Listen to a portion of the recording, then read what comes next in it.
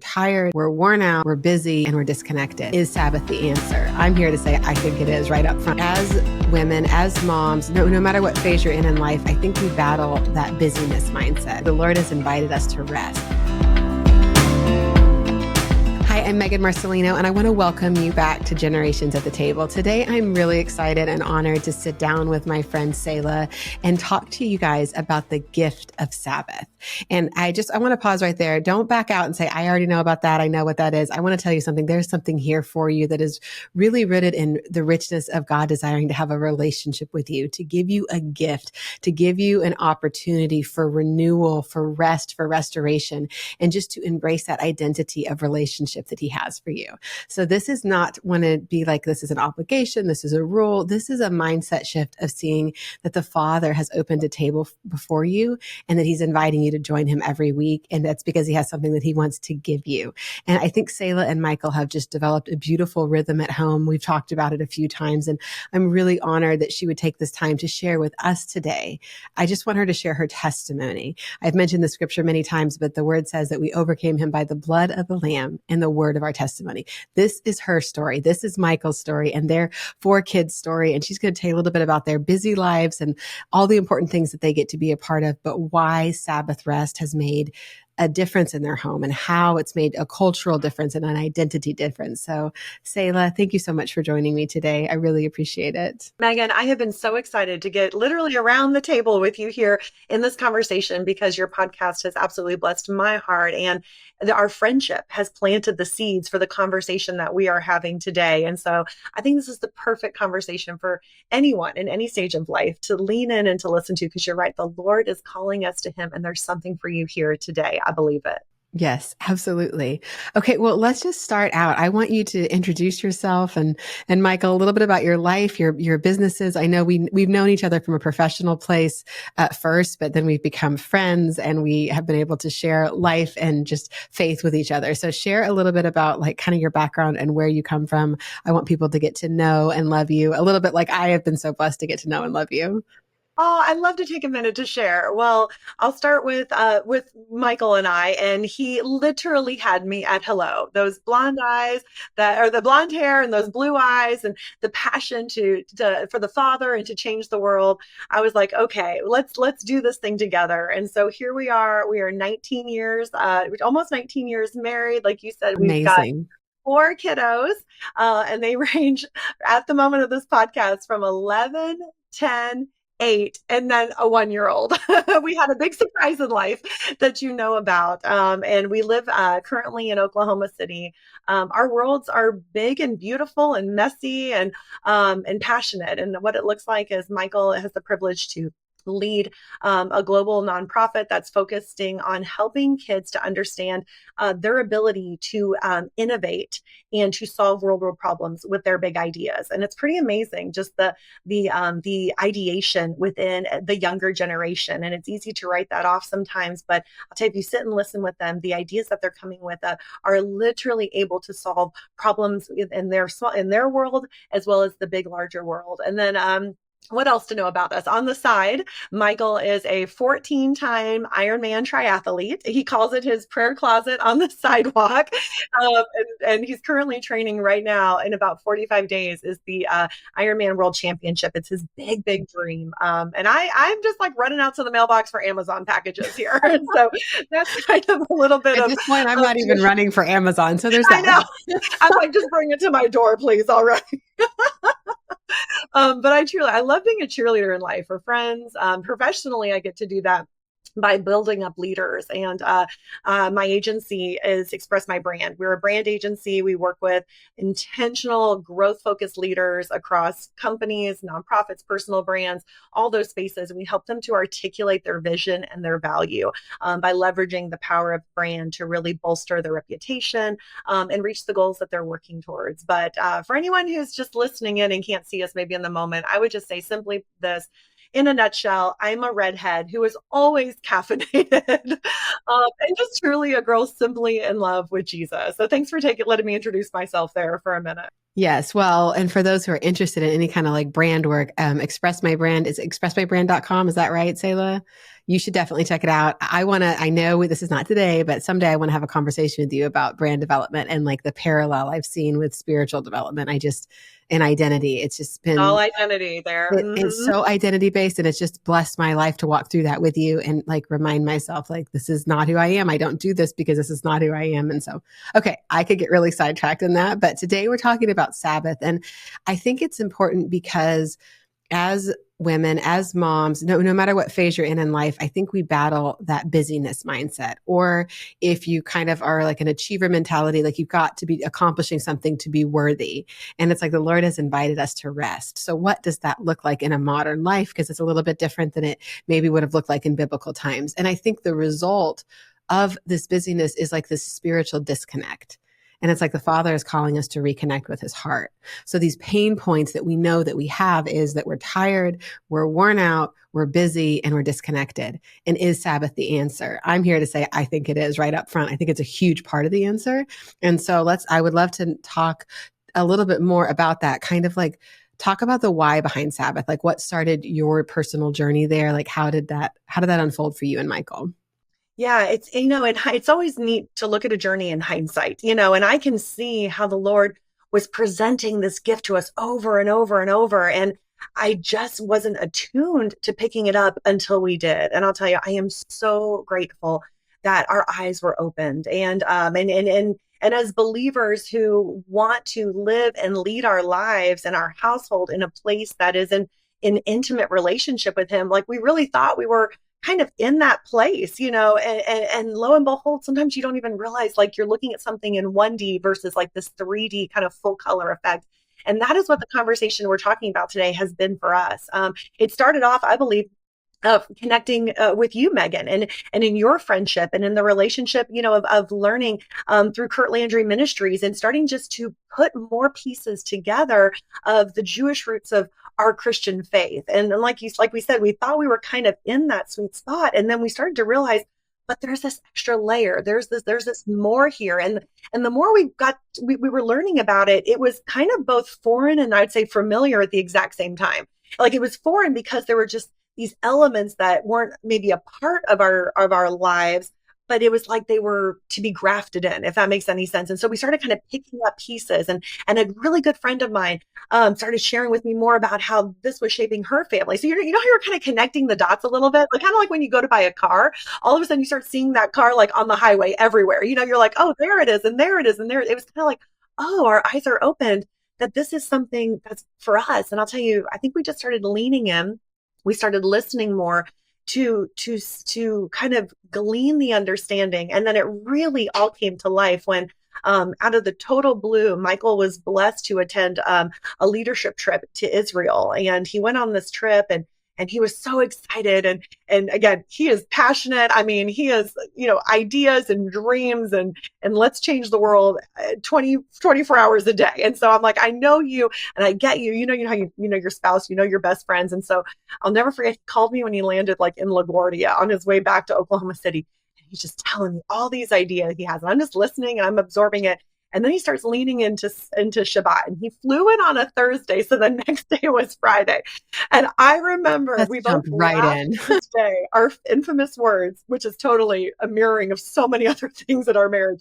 I looked at him, I said, babe, this sounds great. Yes, we can do Shabbat tomorrow. But I said, keep it simple. There was like these 3 words, because again, he's kind of sometimes anything but.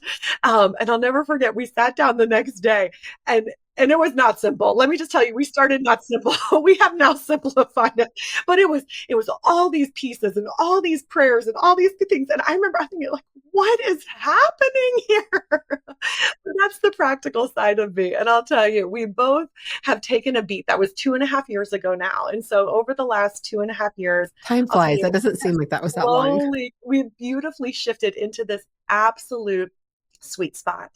And we found holiness kind of in the walls of our home that we hadn't even realized before, and it has absolutely shaped the culture of our family.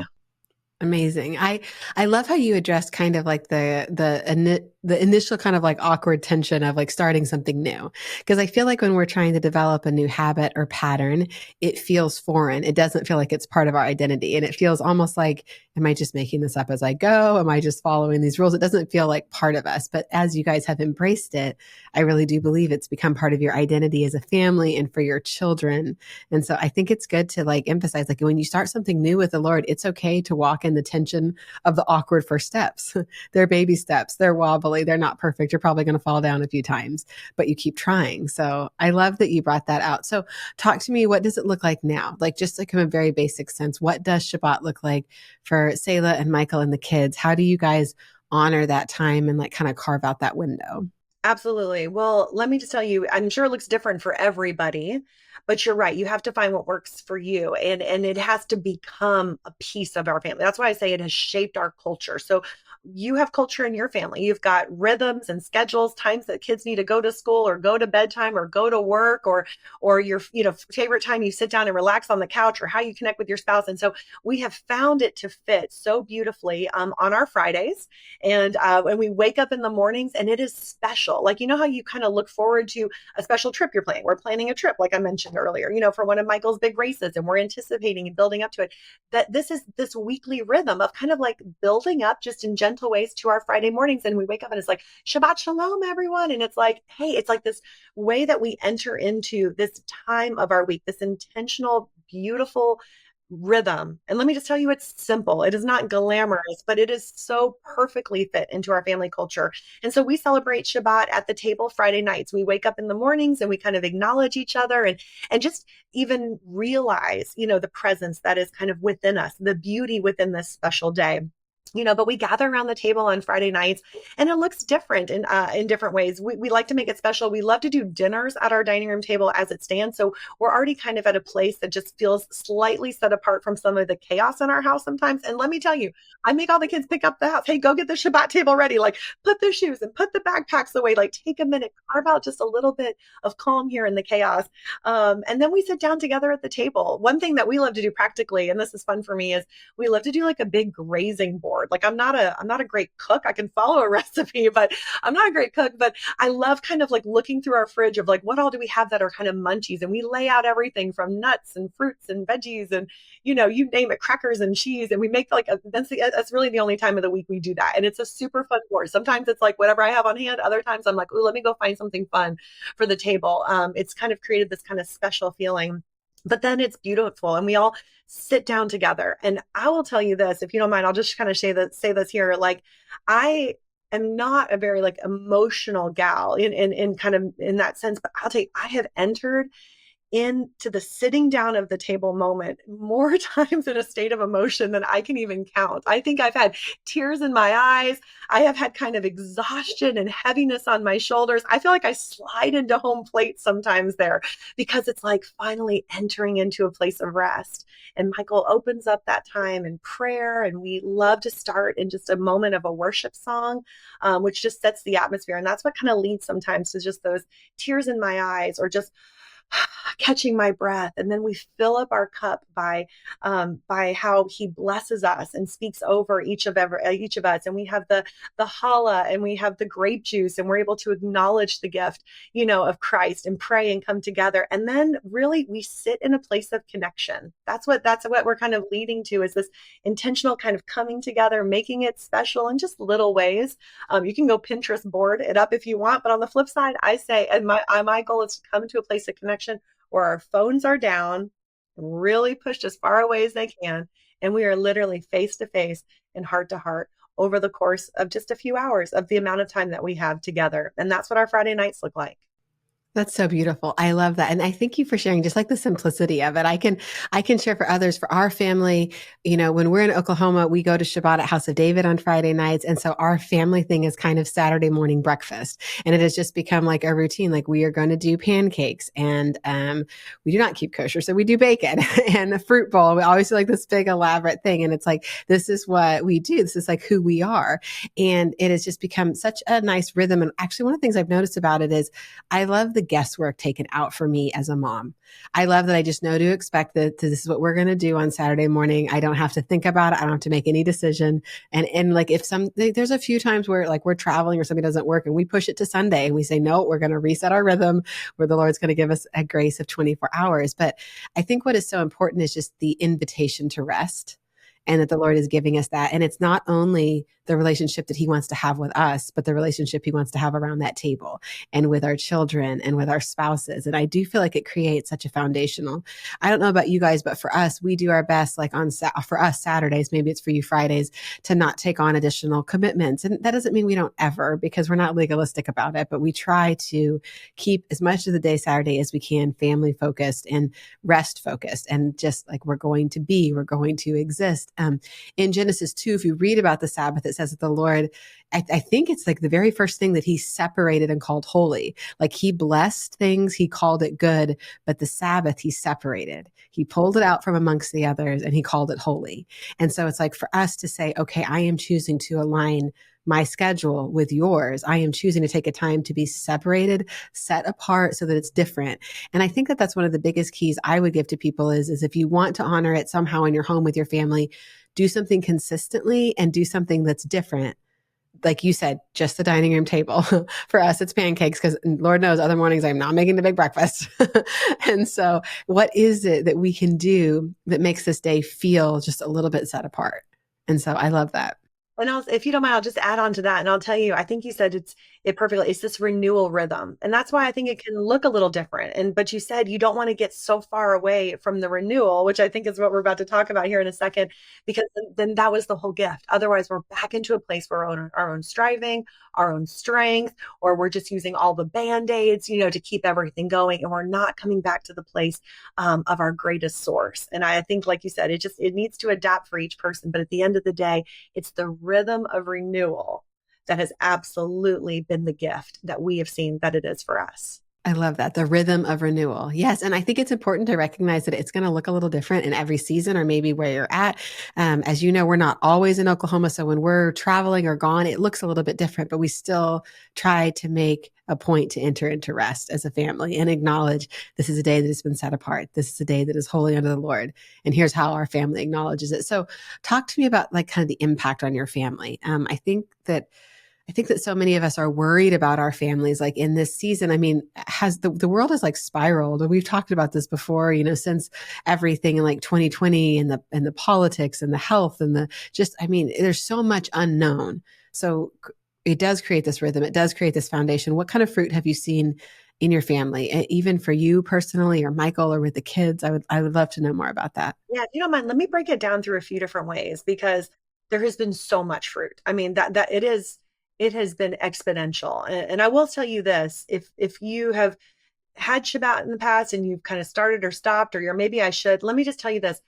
You will look back and say, I'm so glad I started when I did, and I feel like we're reaping some of the fruit of saying, I'm so glad we started when we did. And I could have said that after a handful of weeks, like I'm saying now, after just a few years of, of this, because the Lord immediately is going to bring provision into your life. He's going to bring, and that provision for us, first of all, I'll speak for me.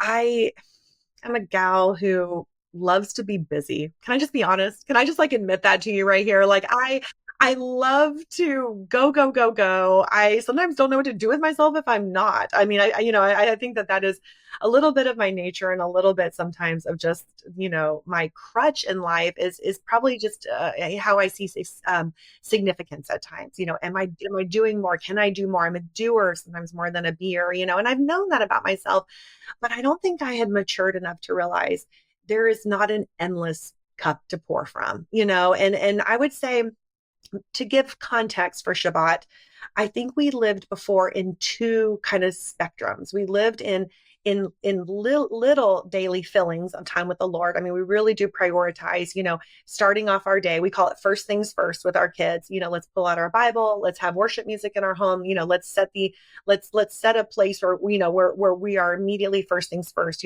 putting ourselves into a place of alignment as we start our day, and again, some days are a little bit more, a little bit less, but that's something we really prioritize. On the flip side, when it comes to rest, spiritual renewals and rest, we are like, hey, let's get away once or twice a year. Let's go on a great trip. Let's recharge our batteries, right? Who doesn't say that, right? But I think there was this piece missing in the middle. And that's really what Shabbat has hit. That's why you're hearing us kind of repeatedly say this renewal rhythm. And it was realizing that I am not enough. I don't have enough within me, and I was not designed to be a renewable source of enough. I was designed to graft myself into the branch as the source of life as I speak to the Lord, and so that's why I'm just saying, honestly, like, I want to make sure I'm not painting this picture where, we've got, this massive, well put together, celebratory moment. It's a holy set apart moment for our humanity to enter into. And I'm the one with the most humanity at the table, right? Like I said, the kids are like, Mom, are you okay? And I'm like, I'm just getting my cup filled up, guys. And I think it's great that they see us like that, and I have just found, like, when you ask like what the fruit is, I'll tell you, with Michael and I, it has just added this beautiful dynamic to our marriage. Like, I feel like we can be sometimes, high fives and go team and two ships passing in the day. But when we sit at the table, we sit in conversation, we sit in connection more than we probably do almost any other time of the week, so to say. We look forward to it. I'll be honest with you, there have been times, and I mean, life is just life. And maybe he's done something just to irk me, or I'm a little probably, kind of set him off. And it's like, we come It was totally together. Michael. We all know it was Michael. At the table, you know what I mean? Like, sometimes the Lord's like, I'm bringing you both face to face and heart to heart, because, you know what I mean? You're growing together. You're doing life, as one in covenant. With our kids, I have seen them, come to the place of the Shabbat table and feel the presence of the Lord in a fresh way. In fact, I just told this to Michael the other day, like you just referenced. It's hard sometimes not to parent out of fear, to think like the world is so big and just so scary and just so dark, and the enemy is out to just steal, kill, and destroy. But we are called to send our children out to shine like bright lights. We believe that. And I have to wrestle with that in my mama bear heart a little bit. But this is what I told Michael the other day. I said, I believe there is a sense of holiness and a sense of the Lord's presence that has become so real on our Shabbat times, that when they enter into places of darkness, or they are tempted into places, that they will suddenly in their spirit go, this doesn't feel right. There is something wrong about this. There will be a discernment. There will be a layer of awareness, because they have felt the sense of his presence. And therefore they will understand the difference and they will know what to do. They will walk to the light. They will walk to the truth. They will stay steady. I believe in their identity, because they have just been beautifully branded by the love of the Lord. And so I could go on, but I would just simply say, in summary, what's the fruit? I would say the fruit has been calm in the midst of chaos. Chaos schedules, chaos week, chaos thoughts, chaos conversations, bringing us into a place of calm. It has brought connection with us in our marriage, with our kids, and with friendships. We love to invite people around the table. And I'll tell you lastly, it has truly anchored the culture of our family with Christ as the focus. And I'll tell you, when the storms of life come, and they do, we had a big storm hit our family two-ish months after we started Shabbat. I'll tell you, we were even further anchored and what we know is true and what we know is holy. And the Lord will always sustain any pressure, any attack, by his glorious love. And so I could just go on to tell you, the gift that keeps on giving is the gift of Shabbat. So good. Okay. So in that same vein, talk to me a little bit about kind of like the spiritual identity, finding yourself in a place of rest. Do you feel like it has changed your spiritual identity to keep Shabbat? I mean, has it like changed who you are, who your kids are, who you see yourself? And I ask that from a place of, for me, I feel like, if you're looking at the world today and you see what they're trying to do, like on college campuses, and they're like raising like these flags of hate, and they're raising these flags of anti-Semitism, and just this massive disconnect with the roots of like who we are as believers. I think for me, like, our kids are being ingrained with, like, this is who we are. Actually, we keep the Sabbath, and for our families, we keep the feast of the Lord. Like, that there will never be that disconnect. Like, I don't worry necessarily about that type of brainwashing, because I feel like this has been a very identity-based habit, and this is who we are, and this is why we do this. And so that's what I'm asking, I guess, is, have you seen that fruit as well? Do you feel like it causes them to identify with the foundations of their faith, or who God has called them to be, or God has called you guys to be? Like, can you elaborate on that a little bit more? Yeah, that's a big question that I think is very personal for a lot of people. But it is interesting when our worlds have collided with other people's worlds, and specifically like non-believers, when we've really had to kind of in a sense fight against the resistance to uphold the practice in our family, not against the resistance of other people, but there are times to say yes, and like you said, to shift a little bit. But yet we have found we feel called to fight for this place, to keep this rhythm in our family, to not get too loosey goosey. You know how it is. You can get a little loosey goosey and then you're like, whoa, I've gotten way into left field. And so I say all that to say, like, when it comes to identity, I've had to, in a good way, like just find the courage of my identity, say, hey, you know what? That is a special night for our family. We practice Shabbat. So, this is when we'll be available, and not like hiding behind it in any way, but actually letting it lead out. I've had conversations with Christians like who were a lot like us and just maybe didn't understand, the context of this gift, equally as I have with people of other faiths, Muslims, other people that are a part of our world, to be like, well, what is that? And that has been like such an amazing question to be asked. Well, what is that? Or tell me more. Oh, actually, can I tell you the funniest story, Megan? I don't know if I told you this or not. Earlier this year, I was on a flight, a very late night flight, headed back to Oklahoma City from a weekend away. And for one reason or another, I forget the details. My seat got moved from like back of the plane to this middle seat in the front of the plane. It's like this like 11 p.m. flight. We land at midnight. Everyone's tired. They're about to dim the cabin lights, and I'm like one of the Weren't last. you leaving Florida? Hadn't I Oh, I just was seen you? leaving Florida. I had saw you. Yes. And I thought, okay, you and I had this like amazing last, like a moment of dinner together before I left this trip. And I get on this late night flight. They move my seat. I kid you not, the woman next to me has on like this glitter disco cowgirl hat on. Okay. And I get seated between these two women, which were, which were fairly inebriated to start the flight and only ended further by the end of the flight. But I kid you not, I had just come from this retreat time of time together. And they're like, talking to me, and I'm trying to talk to them. And then finally they kind of settle down into their own selves. And I pull out my notebook. I had it open, and on my notes was Shabbat, because it was coming back to go, okay, as a wife, as a mom, what do I need to be doing? And Michael equally needs to ask himself those questions. And so the word Shabbat was there. I kid you not, this woman in all of her glitter and fringe leans over with her finger and touches my journal and goes, what Shabbat? I mean, as loud as you could on this flight. It's late at night and people are quiet. And I'm like, do I tell you? Can you do I? Will you remember tomorrow? Probably not. And let me tell, I was like, well, you know what? This is a great opportunity for me to practice my identity in Christ. And so I began to share this with her. And I kid you not, she started to tear up in her eyes and go on to tell me this whole story about this broken relationship and how broken she was in life and how she's been seeking, for other answers, and I was able to share with her. I said, let me tell you about this gift. Let me tell you about the hope that I have. And we walk through victories and we walk through valleys, and and everyone's going through a hard place. You never know what someone is going through, even as masked up as people can be in their lives. Everyone is walking through broken places. Everyone is believing, for a hope or a dream or an unanswered prayer. They're walking through places.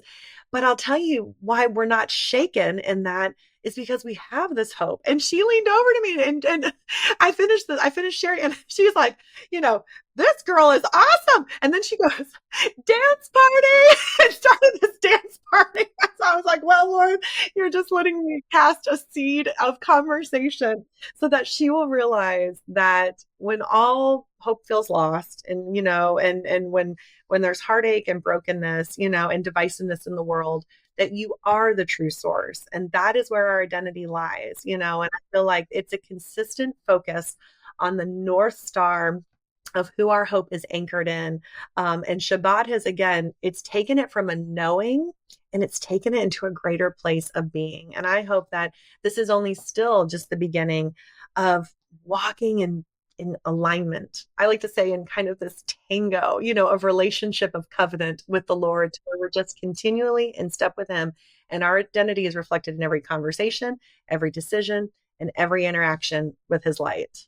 Yes, I love that. That's so good. I mean, it's amazing that the Lord used Shabbat to open up a conversation with someone that, you maybe wouldn't have talked to or whatever, obviously in a very different phase and stage of life. So amazing. But you know what? Shabbat is for everyone. Like it's an opportunity, it's an invitation, no matter who you are.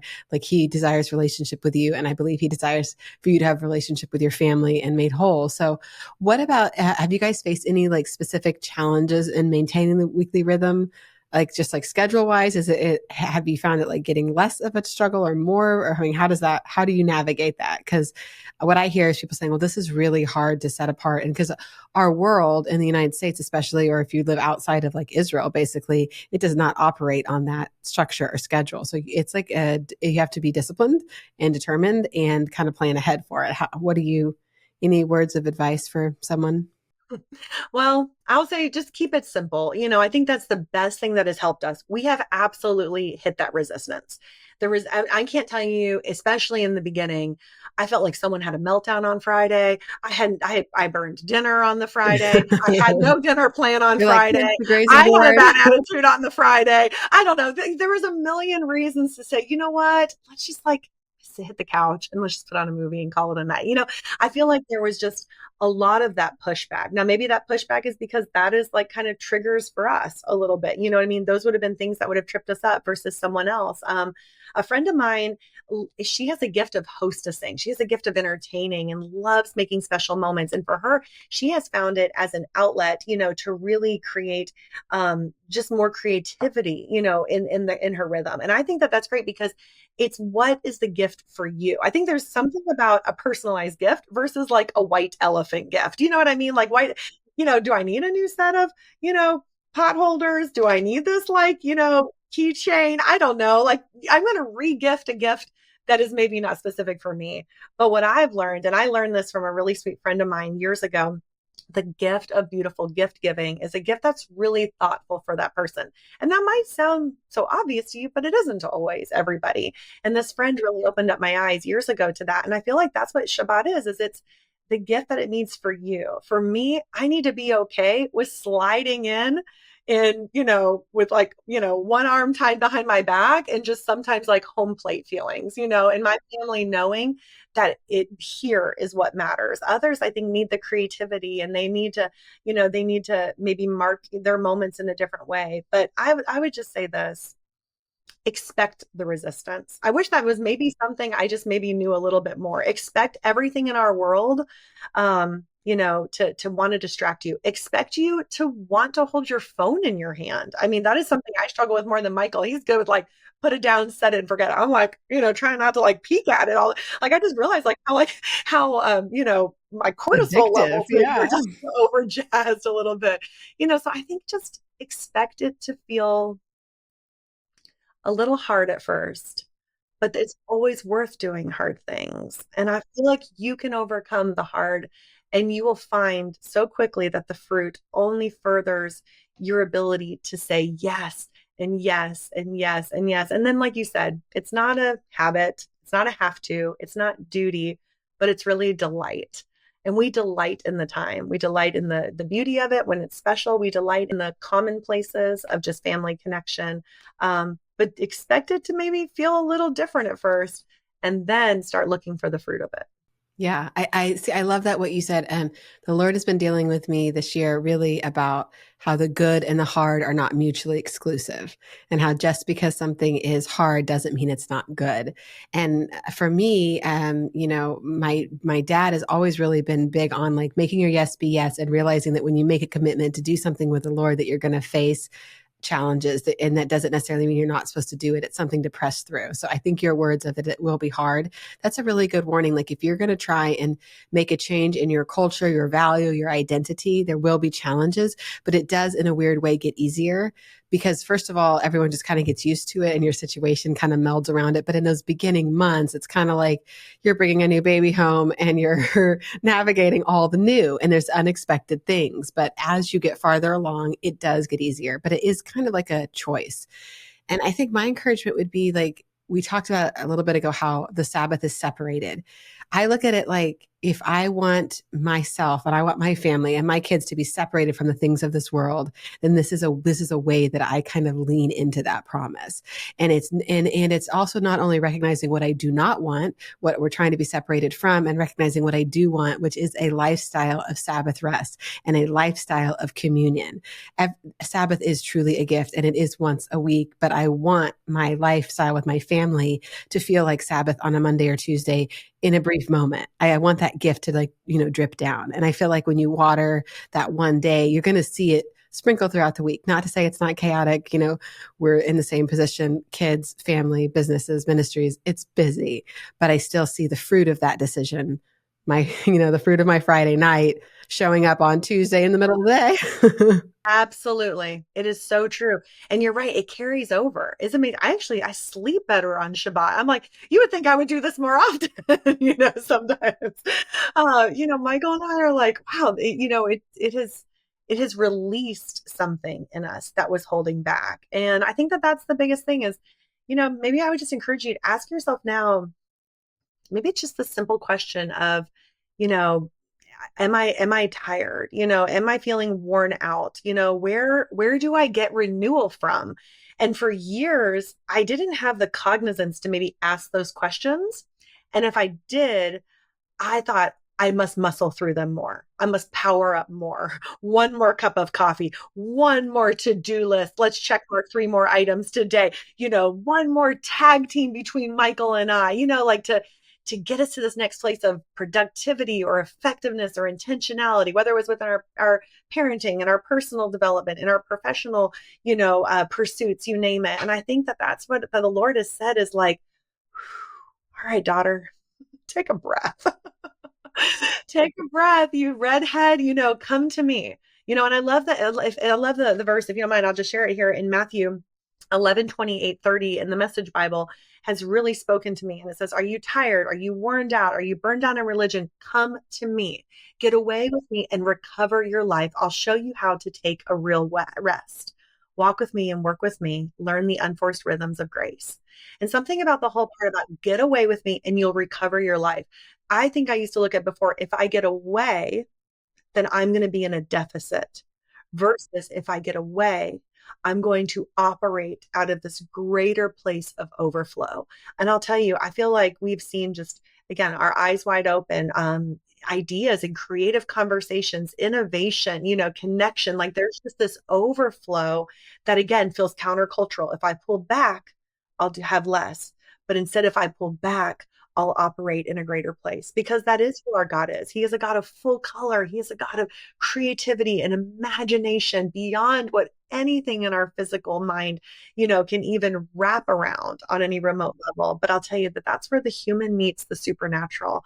And I feel like the gift of our God is he is continuously giving us the opportunity to touch places, of him and to touch his garment and to touch, the heavens in this beautiful way and bring it down to earth. And so again, I feel like we have found holiness in the walls of our home.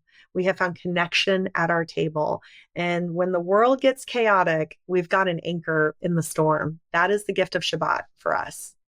Man, that's amazing. I could not say it better. I think that's a perfect close. So if that is what you are looking for, if you are looking for holiness in the walls of your home, if you are looking for connection at your table, if you are looking for that anchor, that spiritual anchor, no matter what is happening in the storms and the circumstances, if you are feeling busy and worn out and spiritually disconnected, or you have a fear of missing out and you're just feeling like you got to run, the Lord has an invitation for you to rest.